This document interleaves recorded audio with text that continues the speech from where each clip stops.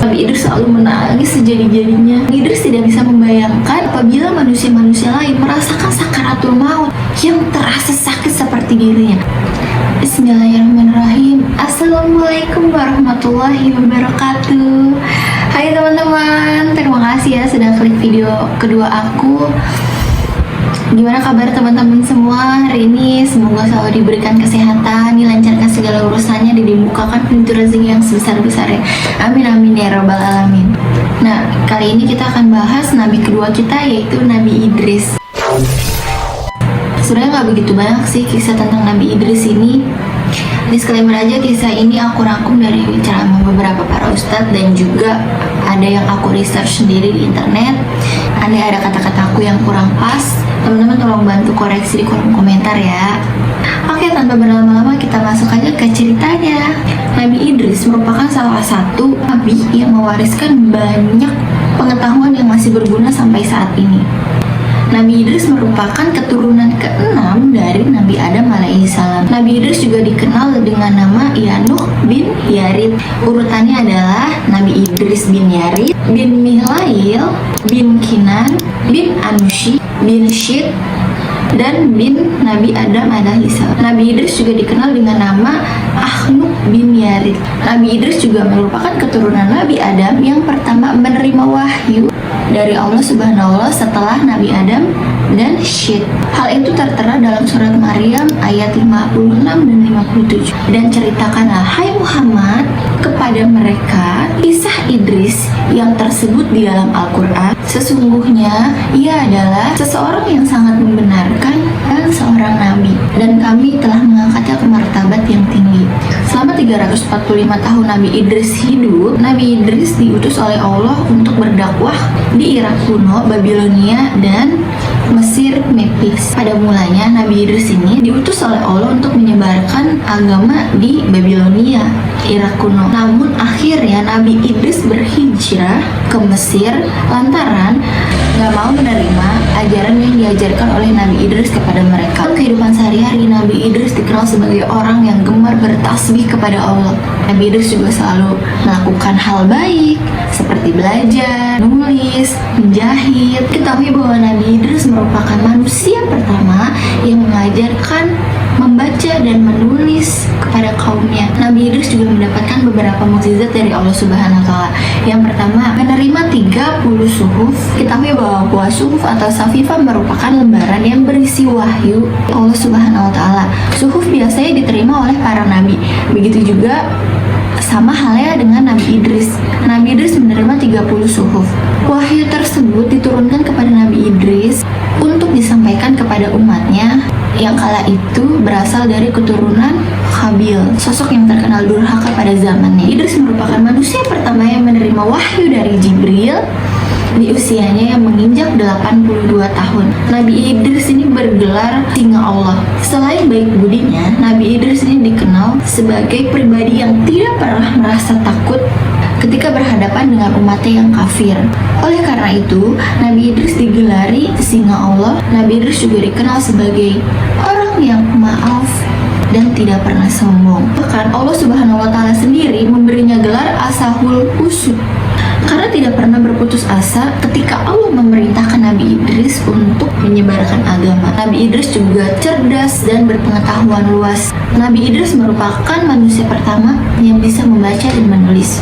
Hal itu dijelaskan dalam surat Al-Alaq ayat 4 dan 5. Surat tersebut mengisahkan Nabi Idris adalah manusia pertama yang bisa membaca dan menulis dan kemudian mengajarkannya kepada umatnya. Selain membaca dan menulis, Nabi Idris juga pandai menunggangi kuda dan merawat kuda, paham ilmu falak atau perbintangan, hingga pandai matematika atau berhitung. Diketahui juga bahwa Nabi Idris mempelajari ilmu politik untuk membangun sebuah kota. Terhitung ada 188 kota yang telah dibangun. Nabi Idris juga pandai ilmu perbintangan. Nabi Idris juga sangat tertarik pada fenomena-fenomena alam yang terjadi di bumi. Oleh sebab itulah banyak orang yang bertanya kepada Nabi Idris apabila terjadi fenomena alam tertentu. Nabi Idris ini sering menjadi rujukan terhadap suatu permasalahan. Nabi Idris ini juga dikenal sebagai ahli perbintangan. Nabi Idris adalah orang yang pertama kali memanfaatkan rasi bintang sebagai petunjuk arah, waktu yang tempat untuk bercocok tanam, hingga memperkirakan kondisi cuaca. Nabi Idris juga manusia pertama yang bisa menjahit pakaian. Sebelum Nabi Idris terlahir di dunia, manusia sebelumnya terbiasa membuat dan memakai pakaian dari kulit binatang. Nabi Idris diberikan mukjizat oleh Allah sebagai manusia pertama yang bisa menjahit dan membuat kulit binatang menjadi pakaian yang layak pakai. Saat ada waktu luang, Nabi Idris menjahit pakaian dan kemudian memberikannya kepada fakir miskin. Ada kisah menarik dari Nabi Idris. Saat Nabi Idris merasakan mati dan hidup kembali. Suatu malam, Nabi Idris kedatangan tamu. Nabi Idris membawa banyak buah-buahan, tapi Nabi Idris ini gak sadar kalau itu adalah malaikat Israel yang menyamar menjadi manusia.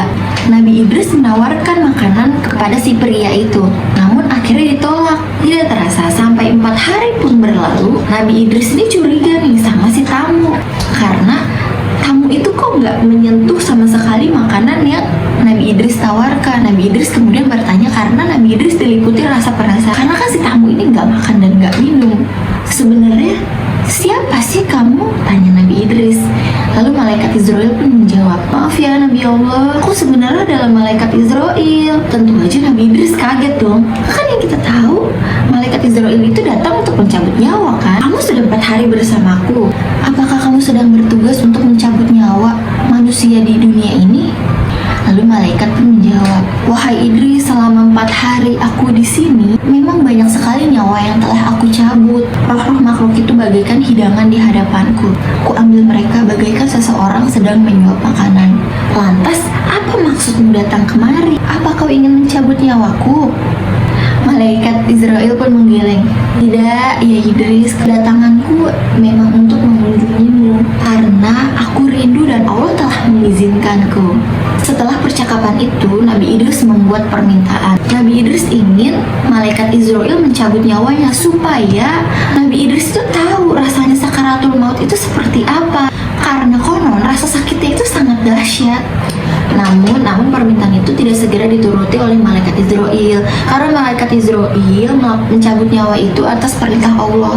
Maka malaikat Israel pun meminta izin terlebih dahulu kepada Allah. Lalu Allah pun mengizinkan. Namun pada akhirnya Allah pun mengizinkan malaikat Israel untuk mencabut nyawa Nabi Idris.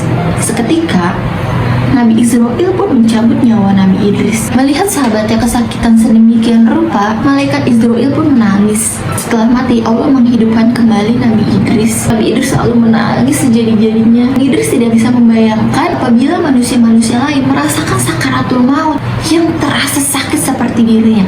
Padahal malaikat Israel mencabut nyawa Nabi Idris itu halus gitu supaya Nabi Idris tidak merasakan kesakitan, tapi tetap merasa sakit yang sebegitu dahsyatnya. Menurut Nabi Idris rasanya itu sangat dahsyat sehingga tidak bisa diungkapkan dengan kata-kata. Nabi Idris pun merasa tidak tega apabila umat-umat yang merasakan sakaratul maut seperti yang ia rasakan tadi. Sejak saat itu, Nabi Idris semakin giat mengajak umatnya untuk beribadah kepada Allah Subhanahu wa Ta'ala dan menjauhi segala larangan Allah, khususnya keturunan Qabil, agar kembali menyembah Allah Subhanahu wa Ta'ala. Kisah perjalanan Nabi Idris melihat surga dan neraka. Suatu ketika, Nabi Idris sedang beribadah bersama dengan malaikat Israel. Lagi-lagi, Nabi Idris ini mengajukan sebuah permintaan kepada malaikat Israel. Nabi Idris bertanya kepada malaikat Israel, apakah kamu bisa membawaku melihat indahnya surga dan dahsyatnya api neraka? Wahai malaikat Israel. Malaikat Israel pun menjawab, wahai Nabi Allah, lagi-lagi permintaanmu aneh. Mengapa kau minta hal itu? Bahkan para malaikat pun takut melihat neraka, tapi kau malah memintanya. Nabi Idris pun menjawab, jujur saja, aku takut sekali sama azab Allah itu. Semoga iman dan takwaku kian bertambah setelah melihat neraka. Malaikat Israel kemudian meminta izin kepada Allah untuk membawa Nabi Idris melihat surga dan neraka. Permintaan itu pun dikabulkan oleh Allah. Mereka lalu pergi melihat neraka. Saat hampir dekat lokasi belum sampai, Nabi Idris pun pingsan. Sebab Nabi Idris melihat penjaga neraka itu sangat menakutkan. Ia menyeret dan menyiksa manusia-manusia yang mendurhakai Allah semasa hidup di dunia. Rupanya Nabi Idris itu gak sanggup melihat berbagai siksaan yang sungguh mengerikan itu. Seumur hidupnya tidak ada pemandangan yang lebih mengerikan daripada pemandangan neraka. Api berkoar-koar, suara bergemuruh, dan hal yang menakutkan lainnya. Nabi Idris tidak membayangkan yang akan menimpa umatnya kelak. Nabi Idris kan kemarin sudah giat ya untuk menyebarkan agama Allah. Kali ini setelah melihat lebih giat lagi supaya umatnya tidak merasakan siksa api neraka dan tersesat dari jalan Allah Subhanahu wa Ta'ala. Nabi Idris pun akhirnya meninggalkan neraka dengan tubuh yang masih lemas. Bayangan api neraka dan segala siksaannya masih menghantui pikiran Nabi Idris. Selanjutnya, malaikat Israel mengantarkan Nabi Idris menuju surga. Di sana Nabi Idris nyaris pingsan, nyaris pingsan, dikarenakan bukan karena takut atau menakutkan. Sebaliknya, Nabi Idris ini sangat takjub dan sangat terpesona sama keindahan yang ia lihat di dalam surga oleh matanya. Nabi Idris melihat sungai-sungai yang sangat bening, beningnya itu seperti kaca. Sementara itu di pinggir sungai, Nabi Idris melihat pohon-pohon yang batangnya terbuat dari emas dan perak. Nabi Idris, Masya Allah, aku merinding. Dan Nabi Idris pun melihat istana-istana untuk penghuni surga kelak. Panjang mata memandang, Nabi Idris melihat buah-buahan yang begitu besar, segar, ranum, dan harum. Setelah puas berkeliling, malaikat Israel pun mengajak Nabi Idris turun ke bumi. Namun Nabi Idris enggan dan tetap ingin berada di surga. Namun malaikat Israel pun memperingatkan, kamu boleh tinggal di sini setelah kiamat nanti. Setelah semua amal ibadah kita diisap oleh Allah Subhanahu wa Ta'ala, kamu dapat tinggal di sini bersama para nabi dan orang-orang beriman lainnya. Amin. Nabi Idris pun mengangguk, aku akan taat beribadah kepada Allah hingga hari kiamat. Sekarang kita masuk ke wafatnya Nabi Idris.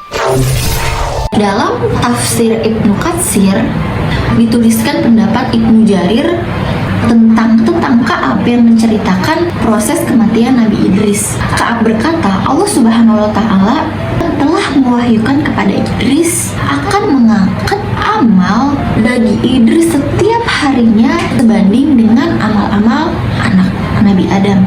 Kemudian datanglah malaikat kepada Idris lantas meminta ajalnya untuk ditangguhkan. Mendengar itu, Nabi Idris menginginkan amalnya agar terus bertambah. Kemudian datanglah malaikat yang terdekat dengannya. Idris berkata kepada malaikat itu, sesungguhnya Allah telah mewahyukan anu dan anu kepadaku.